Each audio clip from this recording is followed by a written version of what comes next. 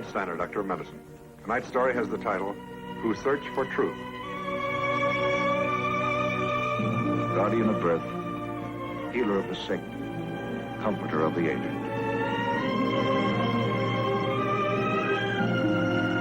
And the qualities of the worthy physician are three: the eye of an eagle, the heart of a lion, the hand of a woman.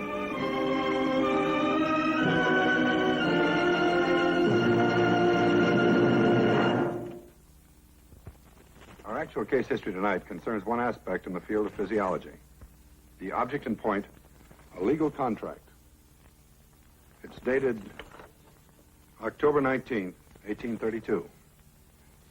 It represents an agreement never duplicated in the history of man. The case in point, Alexis St. Martin, 19-year-old French-Canadian, occupation, fur trapper. On the 6th day of June in the year 1822, he reached the trading post at Fort Mackinac, Michigan. Awaiting him there were money and trade goods in exchange for his furs. Also awaiting him was a most unusual destiny. Go to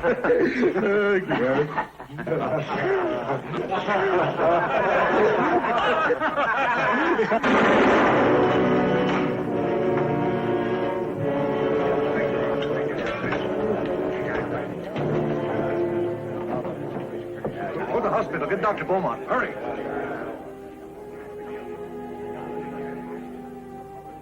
Thus, in the early afternoon of June 6, 1822, William Beaumont, M.D., an obscure army surgeon pursuing his profession in the far reaches of the Michigan wilderness, strode into the crude back room of the Mackinac trading post and raised the curtain on one of the most admirable and most important dramas ever enacted in the field of medical science. And that drama is still with us today, every last detail, carefully annotated and preserved in William Beaumont's own handwriting. These are his words. This is his story, as he himself set it down. Being then stationed at the garrison on the island, I was immediately called to the relief of Alexis St. Martin. When I arrived at the place, I found him senseless and apparently in a moribund state. The shotgun charge, consisting of powder and duck shot, was received in the left side at close distance. It had blown off and fractured the 6th rib about the middle anteriorly, fractured the 5th rib, ruptured the lower portion of the left lobe of the lungs, and lacerated the stomach by a spicula of the rib that was blown through its coat. I also noted a portion of the lungs protruding through the external wound. Immediately below this, a portion of the stomach protruded. There was a puncture in this portion large enough to receive my forefinger. Alexis St. Martin, is that correct? Yeah. Came in early this morning. They say he's from Montreal. Came down with one of the expeditions. Anyone with him? Friend or relative? No, he was alone. Oh, it's too bad. Oh, it was an accident. We're sure of that. I want him moved to the post hospital as soon as possible. I've got a letter. Take him to the hospital. You think he still has a chance with a wound like that? I don't think he can live more than 36 hours. In the meantime, I still intend to do everything possible to keep him alive. Before moving the patient, St. Martin, I attempted to reduce the portions of the lungs and stomach which protruded from the wound. I found the lung was prevented from returning by the sharp point of the fractured rib, over which its membrane had caught fast. But by raising up the lung with the front finger of my left hand, I clipped off with my penknife and my right hand the sharp point of the rib, which enabled me to return the lung into the cavity of the thorax. After giving the wound a superficial dressing, the patient was moved to the post hospital, and in about an hour I attended to dressing the wound more thoroughly, not supposing it probable for him to survive the operation of extracting the fractured spicula of bones and other extraneous substances. But to my utter astonishment, he bore it without a struggle or without sinking. After that, I applied over the wound a carbonated fermenting poultice, changing it once every 8, 10, or 12 hours. The desired effect was achieved in less than 84 hours, with a lively reaction commencing in about 24 hours. This reaction was accompanied with strong arterial action and high inflammatory symptoms of the system generally, more especially of violent pneumonia and inflammation of the lungs.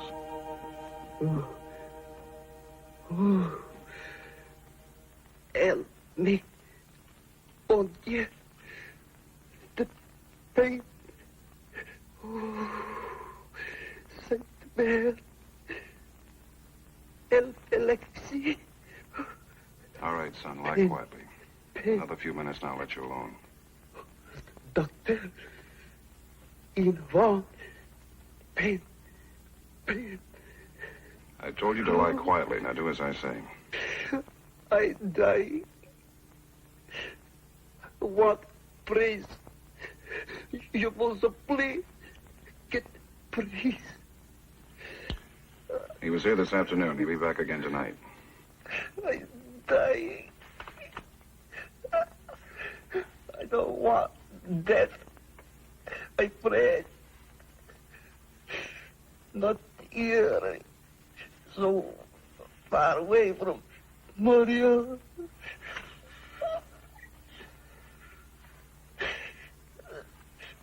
Big trees. Mountain. The white river. Oh, big land, my own, so far away, my family. You must please, doctor, not death, not let me die. No, Alexis, your life is not all within my power. But for myself, I promise you, I won't let you die. 8th of June. The fever continues, and there has been no reaction from the bowels at all. Everything the patient takes into his stomach is either absorbed or makes its exit from the wound in the stomach externally. The protruded portions of the lungs and the lacerated section of the stomach have sloughed off, leaving the large puncture of the stomach plain to be seen. The patient thus far has experienced no sickness or irritability of the stomach, not even nausea. You know what, William? I just don't know. It's just so hard to take hold of. Imagine. By all that's right, that boy should have been dead days ago. I'm surprised as you, Deborah, but the fact remains he's very much alive. But if he's in torture, I mean, all that suffering, all the pain, half his stomach open. What reason? You know he can't live. Where life is, I try to persuade it to remain. I succeed, I fail. The final voice is never mine. But this poor boy, what possible hope is there? I don't know. The hopeful, the hopeless. It's a grave question, but it's not my field. I'm a medical doctor, not a philosopher. I'm not much of a businessman, either.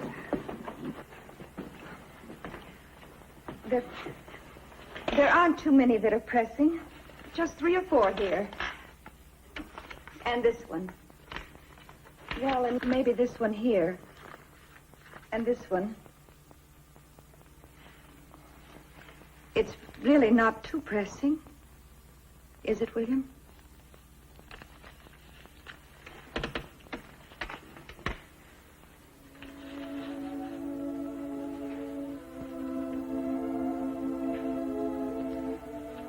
I love you. I love you very much. Don't you worry now. You hear? It's going to be all right. I don't think so, Deborah. And I'm not worried much.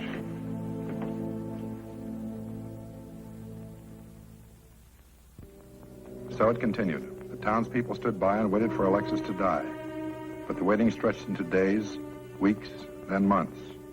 Alexis hung on desperately. He would not die.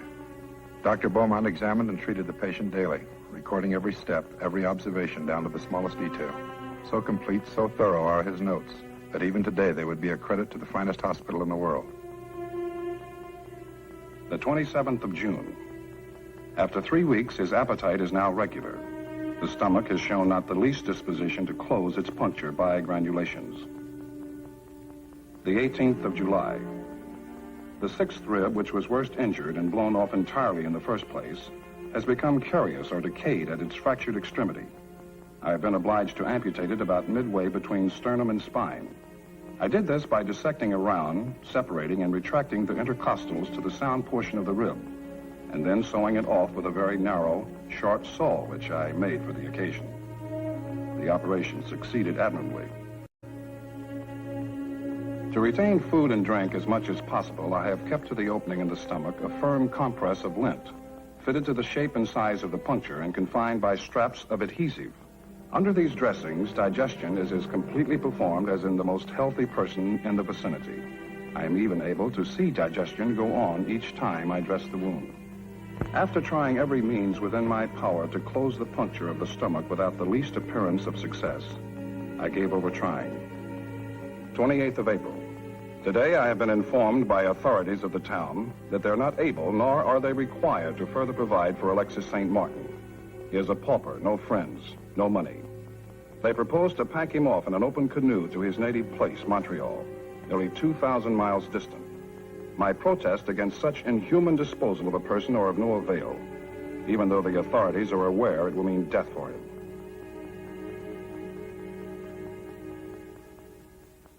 Happy are they that die in the poorhouse of this town.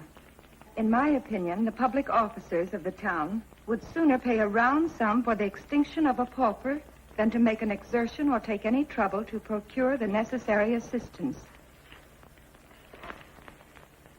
Don't you think that's a bit strong, William? They really have a good excuse. They say the charity fund is low. The town just can't afford it. Alexis St. Martin's a human being. Because he lacks property doesn't make him less worthy of life than the rest of us. Oh, no, I imagine it doesn't. May the Lord deliver us from evil. And what greater evil could befall a human being than to become dependent on the charity of this town in time of distress? It certainly is too bad, William. I wish there was something I could do. Oh, there's something we both can do. Something we must do. We'll take him in with us. We'll give him lodging and anything else he should need. Oh, but how can we afford it, William? I don't mean to be selfish, but it means feeding him, clothing him, other things. How could we do it? You know the bills we have already. How could we do it? We must do it. No one else will. You clear out the attic. I'll move him in tomorrow morning. Yes, William. Just as you say. William Beaumont took Alexis into his own family in 1823 and remained with him almost 2 years. During this time, despite his salary of $40 a month, Beaumont nursed him, fed him, clothed him, furnished him with every comfort, and dressed his wounds twice a day. Then one night in the early months of 1825, suddenly, unexpectedly, the first glimmering of the grand idea came to him.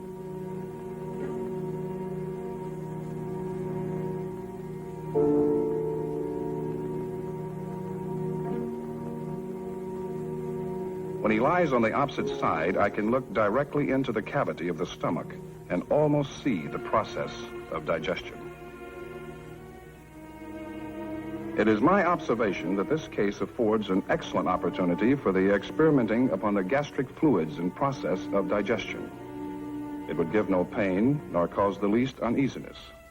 I may therefore be able hereafter to give some interesting experiments on these subjects. I have now found that I can pour water into the stomach with a funnel or put in food with a spoon and draw them out again with a siphon. I have frequently suspended meat and other substances into the stomach perforation to ascertain the length of time to digest each. At one time, I used a tint of raw beef instead of lint to close the opening in the stomach and found that in less than 5 hours it was completely digested off as if it had been cut with a knife. As the days follow, the patient becomes more discontent with his lot, not entirely without reason. All manner of digestible and indigestible objects are poked into the orifice of his stomach.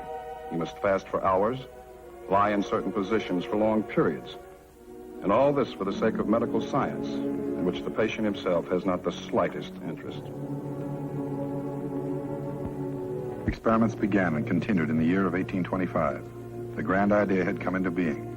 It was only a start, a beginning, but it proved a firm foundation on which the obscure army surgeon erected his structure of incontrovertible truth. And as history will support, the final truths recognized were not easily attained.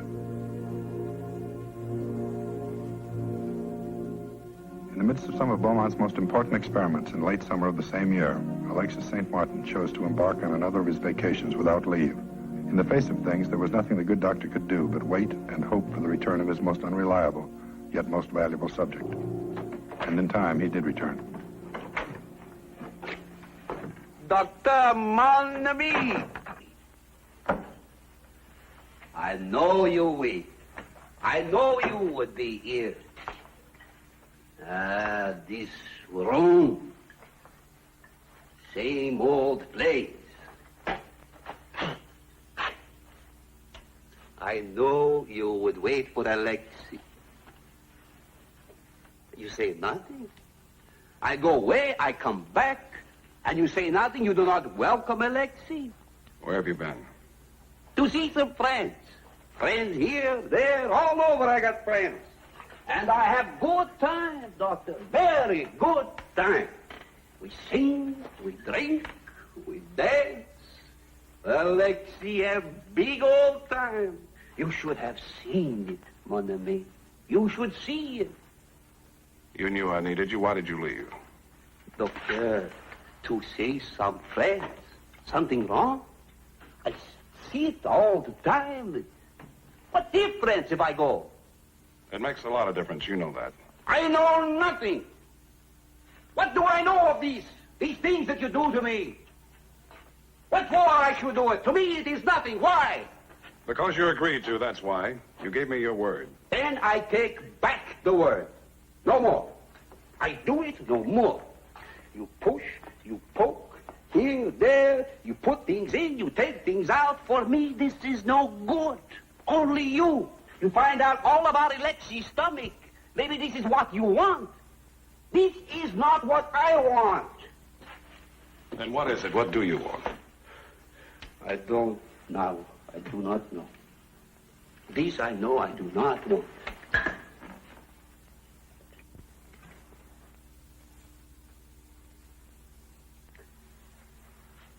Maybe it's better if you give me some money.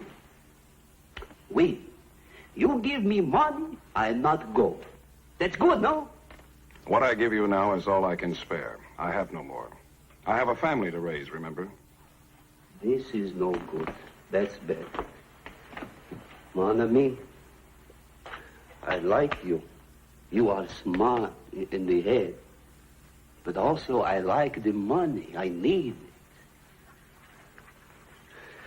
Doctor, we are businessmen, no? To you, I sell the stomach.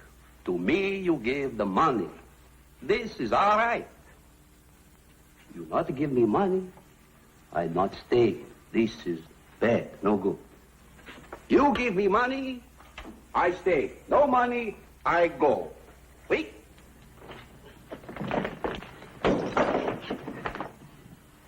Doctor, mon ami. Be quiet. You drunken lout. You selfish, miserable, drunken lout. I'm sick of you. You dare to come to my house in the middle of the night, stinking of whiskey. Stumbling in here, bargaining and shouting at me to buy something you should be glad to give away free. Doctor. I told you to be quiet, do you hear? I don't want to hear another word from you. You have a short memory, Alexis. Do you remember moaning on a cot over at the post hospital while I stood attending you, moaning that you were dying? No death, no death. Je vous implore. Do not let me die, doctor. Remember that? Do you remember the days and the weeks that I took care of you every day? The weeks, the months, the years, the surgery, working night after night to find a dressing that would keep your stomach covered so that you could stay alive. Do you remember that, Alexis, do you? All right, and what did I do after I attended you, my friend? What did I do every day after I had dressed your wounds, fed you, comforted you? Did I come to you and say, Alexis, I do not like this. I want money. We are businessmen. Either you pay or you die. Did I ever say that to you? Did I ever say that, Alexis? Did I ever say anything like that? No. All right, my friend. Then why do you say it? Why do you ask this of me? It's the money, doctor. I need the money. You've needed money ever since I met you. I gave you all the help and care and medical attention I could, but I never asked you for money. When you were put out of the hospital because you were a pauper, you couldn't pay. My wife and I, we took you into our home. Food, clothing, everything you needed. And did we come to you and say, Alexis, we want money? Either you give us money or we will put you in a canoe for Montreal? And most likely you will die on the way? Is that what we said, Alexis? Does that sound like anything we ever said? No. Then why do you ask these things of me? Why do you ask these things of me? Alexis, it has been a long time since we first came together. Years. Time and again I've tried to explain to you what it is I'm trying to do. I know it was difficult for you. The language, the science. But I hoped you had realized at least how much this can mean, how important it can be. Can't you see it, my friend? Can't you realize it? For the first time in medical history, day by day, we are gifted with the sight of a vital organ in action within a human body. Never has such a thing been known or seen, but it has happened. It is happening now, to us, you and me. Think of what this can mean, what we can do, what we can accomplish for everybody in the world to come. How much sickness we can prevent, disease. From what we learn from you, how much suffering and ignorance and death can we conquer? There are no limits, no boundaries. Your accident, this opening in your side, will make your name famous throughout the ages of man. Can't you realize this, Alexis? Alexis.